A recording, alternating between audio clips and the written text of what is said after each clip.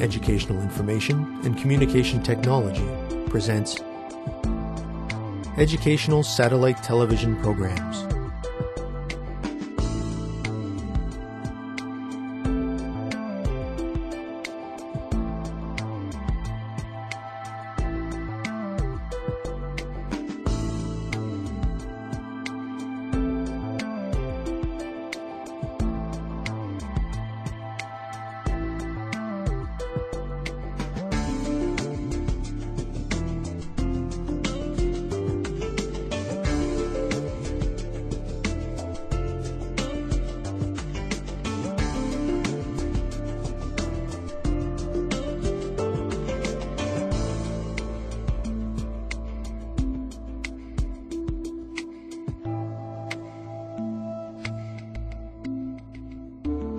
Hello, teacher. Hello, students. Welcome to today's lesson on common human disease in Ethiopia. In our last lesson, we learned about tapeworm infection. Today, we will look at malaria. We will learn about the causes, symptoms, and how it is prevented. Let us begin the lesson. Malaria is an infectious disease that is caused by parasites and is transmitted by a female Anopheles mosquito. When a female mosquito bites a human, it transfers the single-celled parasite Plasmodium through its saliva into the blood of the person. There are several species of Plasmodium that cause malaria in people. They are Plasmodium falciparum, Plasmodium noesli, Plasmodium malariae, Plasmodium ovale, Plasmodium semi-ovale, Plasmodium vivax. Plasmodium vivax and Plasmodium falciparum cause the most malaria in people. During the life cycle of a mosquito, the female needs 2 meals of human blood to provide protein for her developing eggs. Young mosquitoes first ingest the malaria parasite by feeding on a person who is infected. Once ingested, the malaria parasite cells that are taken up in the blood will change into male or female cells. Then they fuse into the mosquito's gut. The cells will penetrate through the gut lining and form in the gut wall. When the cells in the gut wall bursts, it releases Plasmodium sporozoites that travel through the mosquito's body to the salivary glands. Sporozoites are cell forms that infect new hosts. When the sporozoites are in the salivary glands, they are ready to infect a new human host. The sporozoites are injected into the skin, along with saliva, when the mosquito takes a bite of a human. Let us review what we have just learned.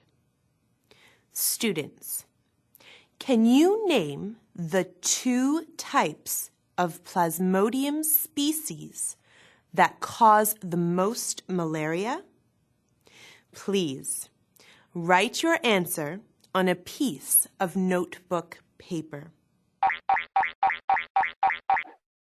Students, let's get ready.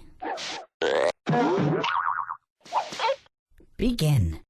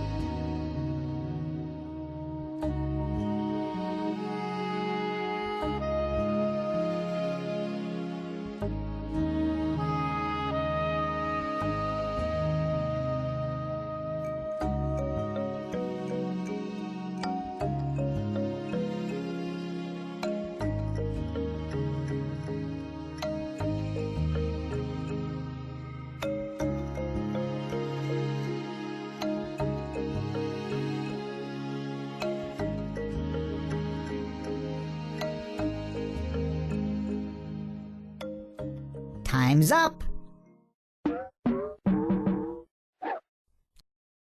Let's get back to our lesson. Welcome back, students. Were you able to answer the question?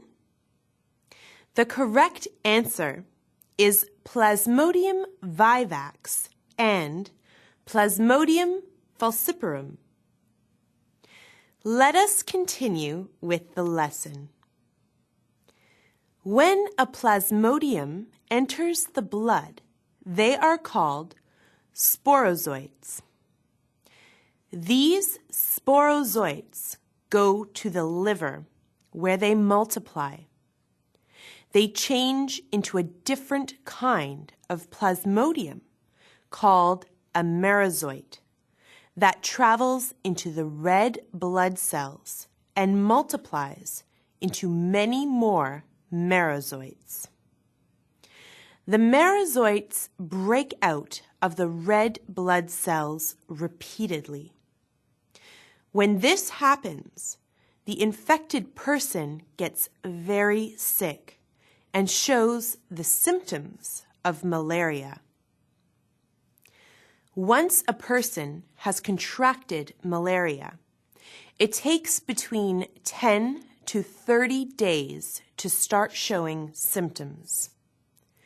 However, there are some exceptions that people who get the disease may start showing symptoms within a few days, or others may not show the symptoms for over a year. When someone has malaria, they experience fever, chills, sweating, vomiting, and an overall feeling of exhaustion. These symptoms and the damage the parasites cause to the blood and liver of the affected person means they cannot function normally. Pregnant women and children are the people that are most hurt by the disease. Every year, 300 to 700 million people get malaria, and it kills 1 to 2 million people a year. In Ethiopia, 20% of children under 5 who die each year are killed by malaria. If someone is HIV positive and he or she becomes infected by malaria, the chance of developing full-blown AIDS greatly increases. Students, why do you think malaria is a serious problem? Take a few moments to write a sentence answering this question. Students, let's get ready. Begin.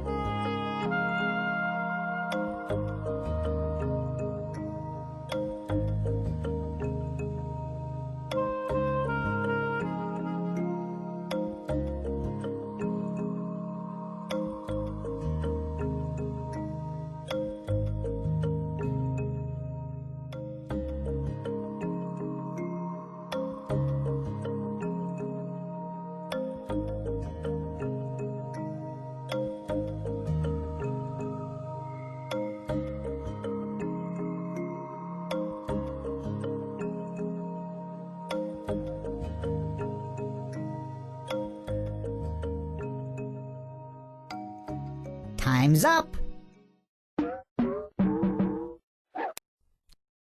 Let's get back to our lesson. Welcome back, students. Malaria is a serious problem because it affects millions of people worldwide. The symptoms of malaria are painful, and it can also be life-threatening because the blood supply to vital organs is interrupted. Malaria must be treated immediately. Currently, there has not been an effective vaccine developed to prevent malaria. There is no way to 100% protect ourselves from the disease. One way to fight off malaria is to medically treat it right away.